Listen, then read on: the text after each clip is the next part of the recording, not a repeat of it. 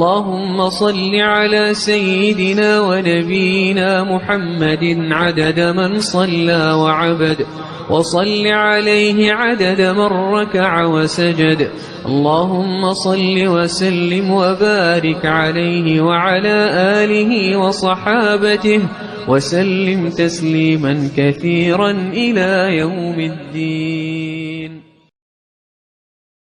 Et il est du devoir du croyant, du musulman, d'être du côté toujours de celui qui est oppressé et ne pas être du côté de celui qui oppresse. Et le musulman, le croyant, ne veut l'injustice pour personne, ni pour un croyant, ni pour un non-croyant, ni pour un musulman, ni pour un non-musulman.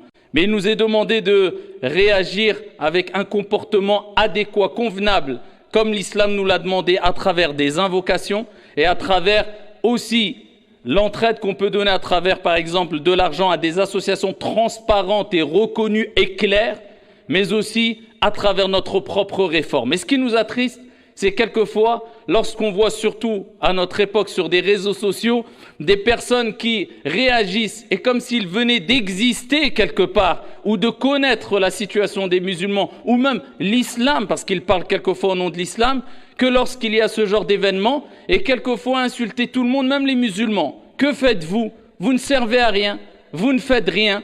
Et si tu voyages un peu à travers son profil, Facebook ou autre, tu verras qu'il est dans une hala miskin, hadith wala haraj, une situation catastrophique. Alors je ne veux pas dire une situation qui nous rappelle qu'il commet des péchés. On commet tous des péchés, pire que cela. Mais il met au grand jour, il dévoile au grand jour, il affiche au grand jour ses péchés sur ses réseaux sociaux. Et ensuite il dit, oh, regardez, vous ne faites rien vous. Mais c'est à cause de gens comme toi que le monde est comme il est aujourd'hui.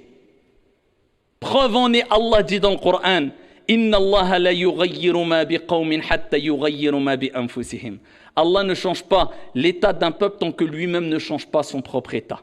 Donc c'est pour cela qu'il est important de remettre les choses au clair et de ne jamais répondre au mal par la bêtise ou exporter des problèmes et réagir n'importe comment. On veut la paix, la sérénité, la sécurité comme on la vit pour toutes et tous, et on implore Allah subhanahu wa ta'ala de nous préserver et de préserver le monde de tout mal de manière générale. Amin ya Rabbil Alamin.